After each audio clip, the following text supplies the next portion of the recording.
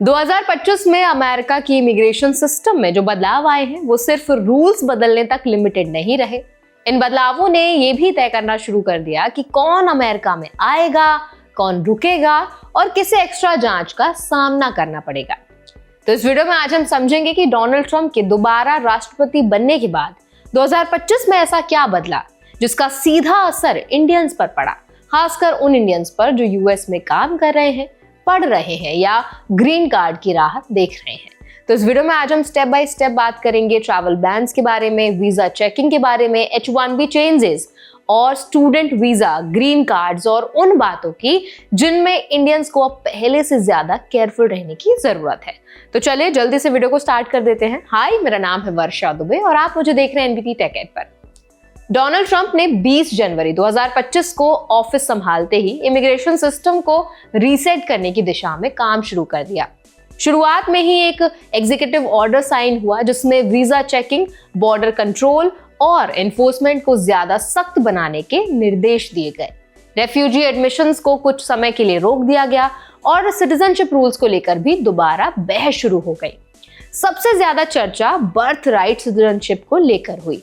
Trump administration का कहना था कि यूएस में पैदा होने भर से सिटीजनशिप मिलना अब ऑटोमेटिक नहीं होना चाहिए अगर पेरेंट्स यूएस सिटीजन या परमानेंट रेजिडेंट नहीं है। भले ही 2025 में इस पर कोई फाइनल रूल नहीं आया, लेकिन सिर्फ इस बयान से ही बहुत सारे फैमिलीज में अनसर्टेनिटी पैदा हो गई। इमिग्रेशन लॉयर्स ने भी लोगों को अलर्ट करना शुरू कर दिया कि पॉलिसी कंफ्यूजन का असर फ्यूचर एप्लीकेशंस पर पड़ सकता है। इसके साथ ही कॉन्सुलेट्स को बैकग्राउंड चेक्स बढ़ाने के निर्देश भी दिए गए। यही वजह रही कि साल भर वीजा स्क्रूटनी धीरे धीरे ज्यादा सख्त होती चली गई। जून 2025 में ट्रैवल बैन्स की वापसी हुई। कुछ देशों पर फुल बैन लगाया गया और कुछ पर पार्शियल रेस्ट्रिक्शंस आए। इंडिया इस लिस्ट में नहीं था, लेकिन इसका मतलब ये नहीं था कि इंडियंस पर असर नहीं पड़ा।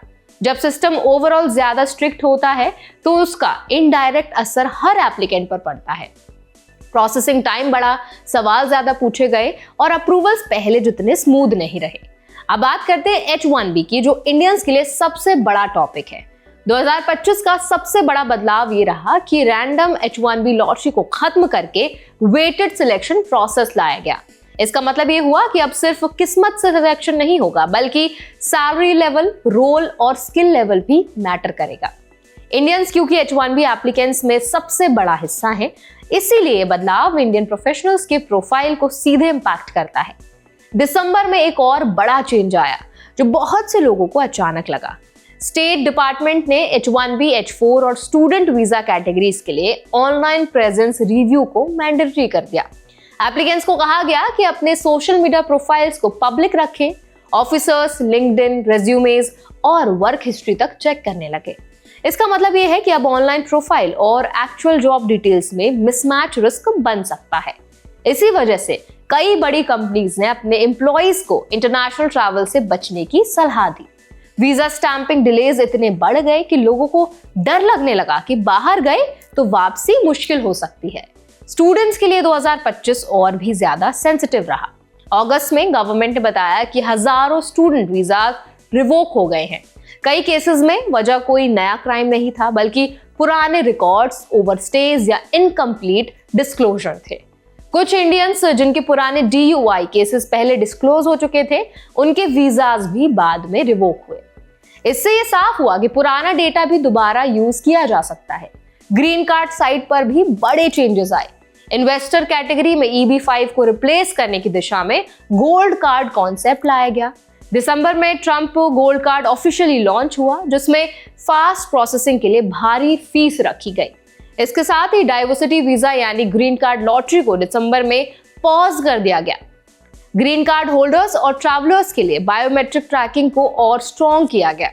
फेशियल रिकॉग्निशन और एंट्री एग्जिट रिकॉर्ड्स अब ज्यादा क्लोजली मैनेज किए जाने लग गए। इसका मतलब यह है कि ट्रैवल पैटर्न, स्टेटस गैप्स और पुराने इश्यूज अब आसानी से सामने आ सकते हैं। फीस भी बढ़ी और इंटरव्यू वेवर्स कम हुए।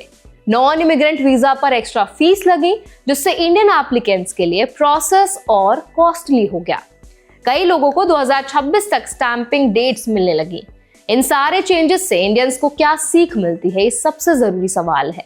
सबसे पहले डॉक्यूमेंट्स और डिस्क्लोजर में कोई भी गैप ना रखें। ऑनलाइन प्रोफाइल्स और एक्चुअल जॉब रोल्स मैच होने चाहिए। ट्रैवल प्लानिंग बहुत सोच समझ कर करें। पुराने केसेस चाहे वो माइनर ही क्यों ना हो, फ्यूचर में इशू क्रिएट कर सकते हैं। स्टूडेंट्स को कंप्लायंस को लाइटली नहीं लेना चाहिए और वर्कर्स को एम्प्लॉयर और वीजा स्टेटस दोनों क्लियर रखने होंगे। 2025 ने साफ कर दिया कि यूएस इमिग्रेशन अब सिर्फ रूल्स का मामला नहीं रहा, बल्कि बिहेवियर, डेटा और कंसिस्टेंसी का खेल बन चुका है।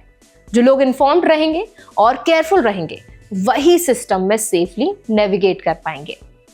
आई होप इस वीडियो में आपको समझ आ गया होगा कि 2025 में यूएस में अब तक के सबसे बड़े इमिग्रेशन चेंजेस क्या हुए हैं और कैसे इन्होंने इंडियंस को इम्पैक्ट किया है। तो अगर ये वीडियो आपको अच्छा लगा हो, कुछ सीखने को मिला हो, तो उसको जरूर लाइक करें, शेयर करें।